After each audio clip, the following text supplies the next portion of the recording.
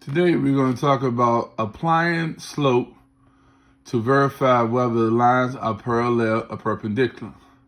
Well, the first thing that we have to know is that when we see parallel lines, okay, we're talking about two parallel lines, all right?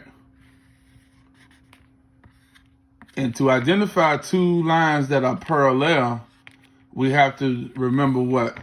The slope has to be the same, okay? The slope has to be the same, all right? If we have two lines that are perpendicular, all right, they usually look like this.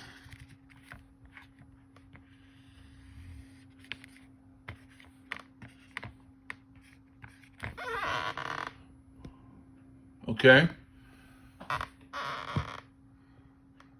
They will have the opposite reciprocal or flip the slope, okay?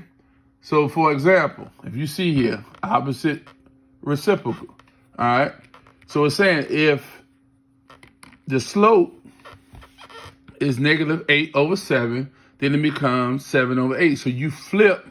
So what I'm gonna say is you're gonna flip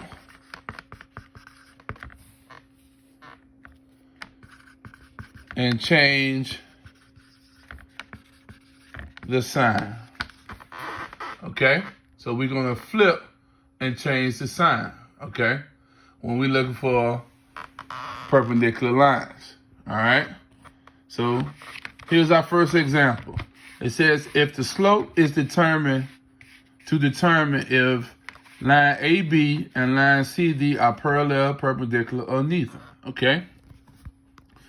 So you are given that A is -2 and 3, B is 2 and 6, C is -1 and 0, and D is 3 and 3. It said find the slope of AB. So what I do is, to find the slope, I'm going to use the slope formula.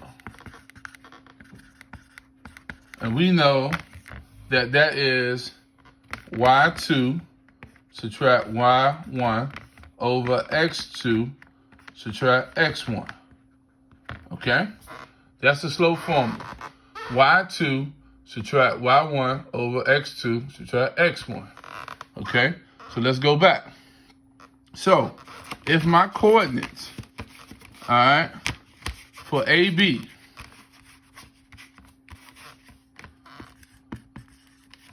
is A is -2 and 3, and B is 2 and 6. All right. This side here will be my X, and this side will be my Y. Okay. This would be my X1, and this would be my X2. All right. And this would be my Y1 and my Y2. So if I put it into the formula, okay, so my Y2 would be 6, subtract my Y1 would be 3, subtract my Y2 would be 2, and my Y1 would be -2, okay? So once I do the math,